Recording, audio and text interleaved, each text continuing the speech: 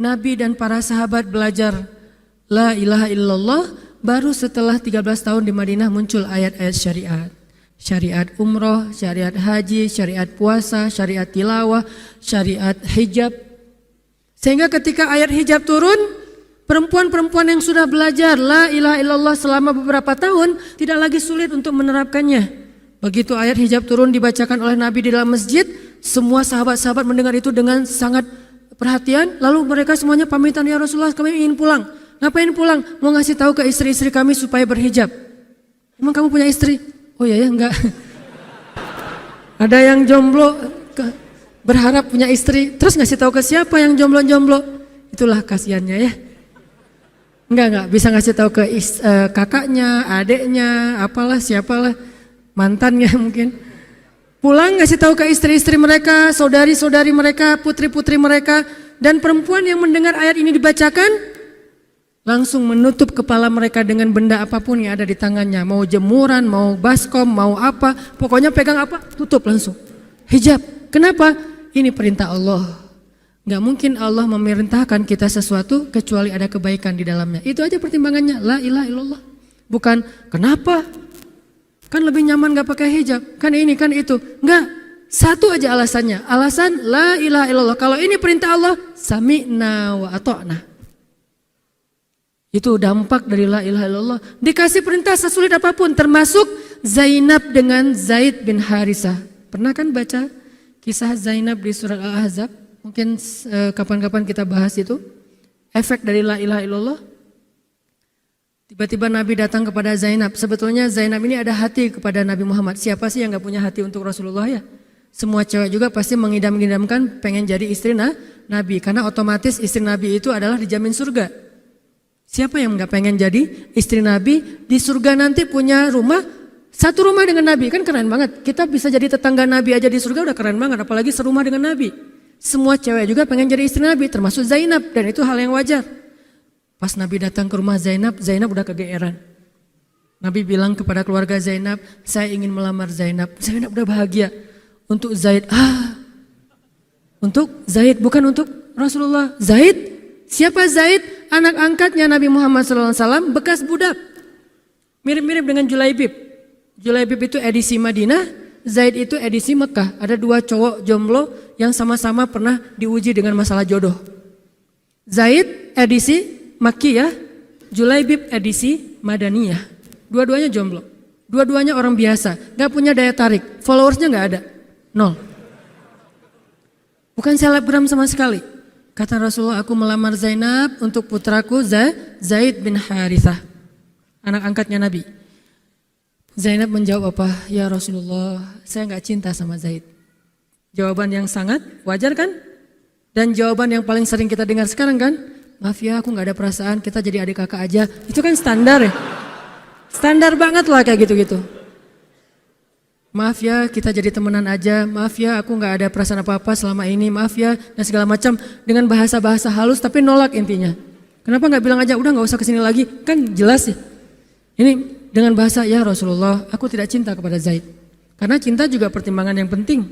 Dan Nabi juga tidak mengizinkan kita menikahkan putri kita dengan seseorang yang putri kita tidak berkenan dengannya. Tetap harus ditanya, ya Rasulullah, saya tidak cinta dengan Zaid. Turun ayat. Katakan kepada orang-orang yang beriman, laki-laki dan perempuan, kalau Allah sudah memerintahkan sesuatu, tidak ada kalimat yang keluar dari lisan mereka kecuali sami'na wa ata'na. Nabi bacakan ayat ini kepada Zainab, Zainab mendengar, ya Rasulullah, Allah yang menyuruh ini. Ya kata Rasulullah, sami'na wa ata'na. Kebayang gak tuh? Efek dari apa? La ilaha illallah. Jadi la ilaha illallah itu bukan cuma kalimat zikir, bukan cuma kalimat doktrin ideologi, bukan cuma masalah teologi secara teoritis, bukan. Ini dampaknya kepada akhlak, dampaknya kepada ibadah, dampaknya kepada banyak pilihan hidup dari la ilaha illallah. Orang kalau nggak baik la ilaha illallah pasti susah memilih pilihan-pilihan dalam hidupnya. Kalau tidak baik la ilaha illallah pasti susah untuk berperangai, sabar, memaafkan. Itu semuanya ada hubungannya dengan la ilaha illallah. Sama kayak Abu Bakar, ketika dia sakit hati kepada orang yang memfitnah anaknya, dia cari tahu siapa orang yang pertama menyebar hoax tentang Aisyah. Ketahuan, dilaporin, diperkarakan sama Abu Bakar. Tiba-tiba turun ayat dari Allah, janganlah orang yang memiliki kelebihan harta di antara kalian bersumpah untuk tidak lagi membantu saudaranya gara-gara sakit hati. Hendaklah dia berlapang dada dan memaafkan. Itu perintah Allah, berlapang dada dan memaafkan. Terus konsekuensinya apa? Balasan janji Allah apa? Ala tuhibbuna ayyaghfirallahu lakum? Tidakkah kamu suka jika Allah memaafkan juga kesalahan-kesalahan kamu? Jadi deal-dealannya dengan Allah, bukan dengan makhluk. Enak aja saya maafin dia, untung di dia, rugi di saya. Enggak. Kalau kita transaksinya dengan makhluk, kita rugi. Tapi kalau kita transaksinya dengan Allah, kita untung. Libatkan Allah dalam urusan kita. Dan ini gak mungkin kita lakukan kalau gak baik. La ilaha illallahnya. Allah nawarin kepada Abu Bakar, ala tuhibbuna ayyaghfirallahu lakum? Tadinya Abu Bakar kesel banget sama tuh cowok. Terus turun ayat ini, wal ya'fu wal yasfahu. Hendaklah dia memaafkan dan berlapang dada. Abu Bakar berat. Tiba-tiba Allah katakan, ala tuhibbuna ayyaghfirallahu lakum? Bala ya Rob, kata Abu Bakar, tentu ya Allah, kalau gitu saya akan maafkan. Demi supaya Allah memaafkan kesalahan saya. La ilaha illallah. Zainab, sami'na wa ata'na. Ya udah saya terima Zaid ya Rasulullah. Alhamdulillah. Datang Nabi ke Zaid, Zaid mau gak nikah sama Zainab? Sebetulnya mau banget, tapi gak pede. Zaid takut Zainab nanti jadi terpaksa menikah dengan Zaid, jadi gak nyaman. Zaid juga gak mau menyulitkan Zainab. Ya Rasulullah, saya gak pantas untuk Zainab. Kata Zaid, dibacakan lagi ayat ini. Ya Zaid, ini perintah Allah. Oh gitu ya Rasulullah, sami'na wa ata'na. Buat Zaid sih gampang lah ya. Udah ada legalisasi ini dari Allah. Kalau gitu, ini bukan saya ya Rasulullah yang mau ya, Allah kan yang nyuruh. Ya saya emang gak mau maksa gitu ya. Tapi kalau Allah yang nyuruh, ya udah apalagi saya gak punya pilihan dong gitu. Padahal Zainab, siapa sih yang gak mau cowok sama Zainab? Nikahlah Zainab dengan Zaid, dan yang menjadi semacam khutbah nikahnya adalah Rasulullah SAW. Kebayang gak Zainab tuh punya hati ke Rasul, tapi Rasul yang mengkhutbahi nikah Zainab dengan orang yang Zainab gak cintai. Kebayang gak perasaan Zainab tuh? Ketika akad nikah, Nabi jadi saksi. Saya terima, kata Zaid, nikahnya Zainab binti Jahsy dan segala macam. Zainab, kebayang gak ada Nabi di situ? Lalu setelah selesai akad nikah ditanya kepada Nabi, sah ya Rasulullah? Sah. Dan Nabi juga gak mau mempersulit. Gak sah. Kenapa? Harusnya sama saya. Enggak. Nabi orangnya fair. Nabi orangnya bijaksana. Orangnya dewasa. Gak kayak kita. Kita tuh bahaya banget jadi saksi kalau jadi mantan. Pasti gak sah. Dan Nabi gak gitu. Sah langsung di kali pertama. Kebayang Nabi memberi nasihat kepada Zainab, nasihat kepada Zaid. Zainab, aduh kenapa bukan Nabi, kenapa Zaid? Tapi apa? La ilaha illallah. Allah gak nyuruh sesuatu kecuali ada kebaikan di dalamnya. Percaya banget. Itu la ilaha illallah. Udah percaya banget. Zainab yakin, ini perintah Allah, ya sudah saya lakukan. Walaupun bukan dengan Nabi, padahal saya pengennya dengan Nabi. Kebayang gak sih pengen sama seseorang yang kita cintai banget, malah orang itu yang menjodohkan kita dengan orang yang kita gak pernah kebayangin. Amit-amit. Jangan dia ya Allah, jangan dia, dia. Kan berat tuh. Yang saya sering cerita, jangan saya. Pokoknya jangan Hanan, Hanan. Kenapa kok gitu? Karena dia bilang jangan saya bilang yang dia ya Allah. Akhirnya kita adu-aduan doa. Ya Ustadz, masa dilawan ya? Doanya lebih panjang, lebih sujudnya apa segala macam, akhirnya jadi. Gak kebayang tuh buat Zainab. Kalau Zaid sih mungkin kebayang lah ya. Gimana happy-nya Zaid menikah dengan seorang cewek yang semua orang Mekah pengen nikahin dia. Tapi kalau Zainab, itu hari-hari yang sangat berat. Malam pertama gak kebayang buat Zainab. Zaid. Begitu Zaid datang, assalamualaikum Zainab. Gimana tuh? Ini kalau kita lihat dari angle manusia ya, karena Zainab juga manusia. Tapi semua emosional, subjektif manusia redam dengan iman la ilaha illallah. Harapannya cuma satu, pasti ada kebaikan di sini. Pasti ada kebaikan di sini. Walaupun gak kebayang kebaikannya apa, pokoknya ada aja. La ilaha illallah. Nikah Zainab sama Zaid, cekcok selama 1 tahun, gak pernah akur.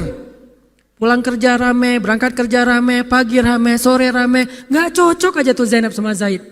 Berkali-kali datang berdua sama ke Rasulullah, ya Rasulullah nasihati kami, udah dinasihati pulang rame lagi, di mobil aja berdua rame, macet apa segala, ya udah nikmati aja rame gara-gara macet, terus aja kayak gitu. Pokoknya selama 1 tahun mereka sering percekcokan rumah tangga. Jadi kalau kita ngelihat ada keluarga yang mungkin baru menikah kemudian bercerai, jangan menjudge mereka, karena menikah itu ibadah, perintah Allah. itu lebih baik daripada tidak menikah tetapi sudah melakukan banyak perbuatan dosa. Walaupun akhirnya nauzubillah ada hal-hal di luar dugaan, maka la'allahu khair, mudah-mudahan ada kebaikan. Mereka berani menikah muda aja kita harus acungkan jempol. Mereka berani menikah muda aja kita harus respect. Kan saya sering bilang no judgment, respect to other kan.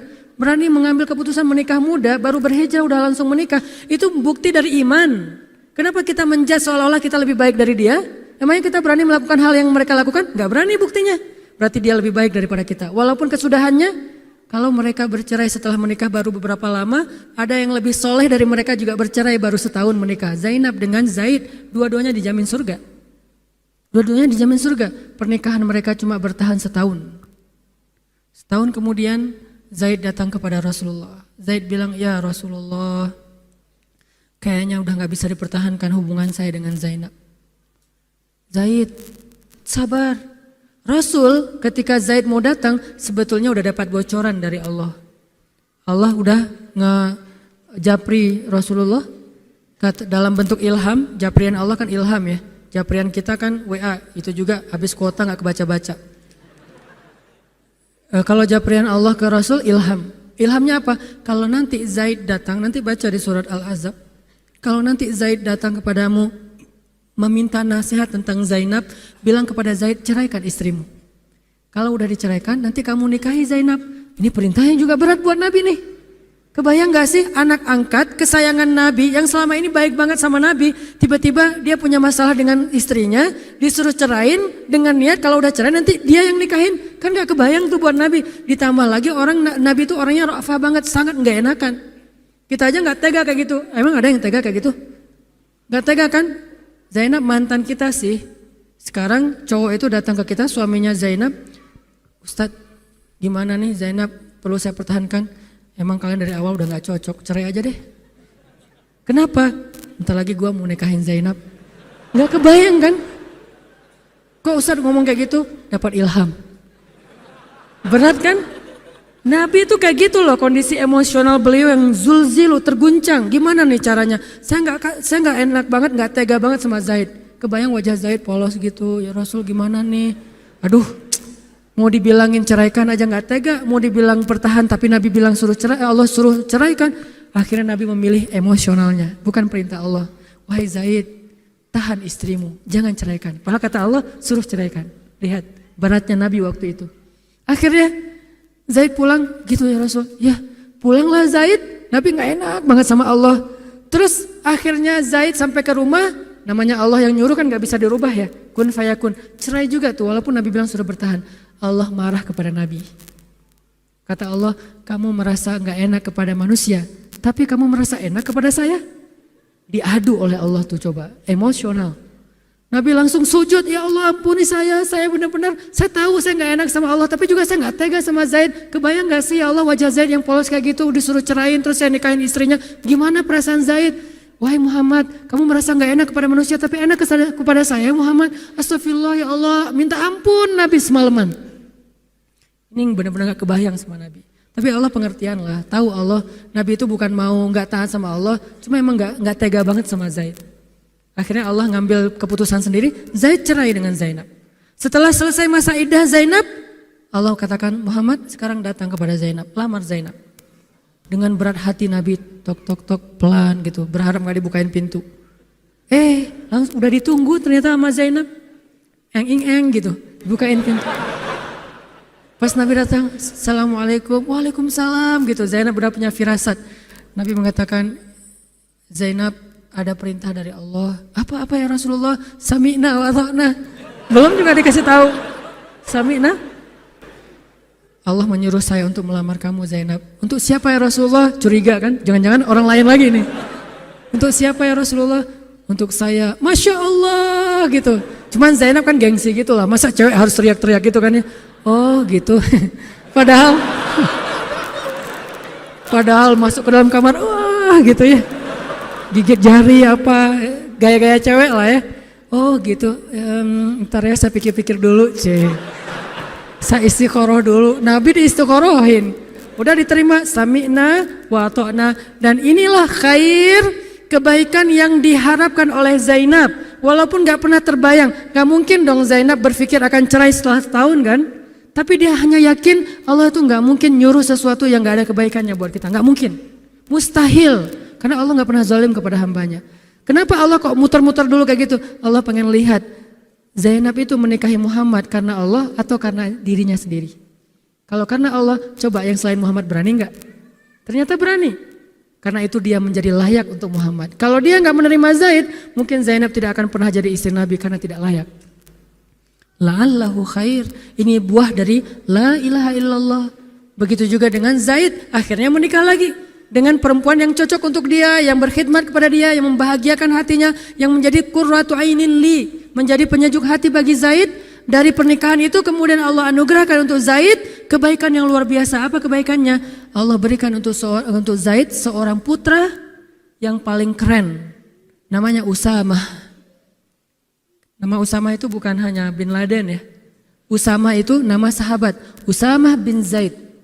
Itu adalah komandan militer termuda dalam sejarah Islam. 14 tahun sudah memimpin pasukan perang yang isinya para sahabat senior. 14 tahun. Kelas 3 SMP. Baru mau ujian nasional disuruh perang. Coba, kebayang anak kelas 3 SMP yang masih galau-galau, yang masih culun-culun, yang mungkin badannya belum kebentuk, yang jerawatan misalnya kayak gitu. Tiba-tiba memimpin pasukan militer yang jumlahnya ribuan, yang barisan pertamanya kibarus sahabah, sahabat-sahabat senior, as-sabiqun al-awwalun minal muhajirin wal ansar. Termasuk siapa di dalamnya? Abu Bakar dan Umar. Kebayang gak tuh? Memimpin pasukan yang di belakangnya itu Abu Bakar dan Umar. Maju! Abu Bakar dan Umar. Maju. Usamah. Kebayang Usamah yang nyuruh. Abu Bakar. Segaya. Umar maju. Zaid, anaknya Zaid. Tapi tidak ada yang bisa membantah. Kenapa? Itu wasiat Nabi sebelum wafat. Aku perintahkan kalian untuk dipimpin oleh Usamah bin Zaid karena dia adalah anak muda yang luar biasa. Itu hadiah Allah untuk Zaid karena dulu mau menikahi Zainab walaupun hatinya sebetulnya tidak mau.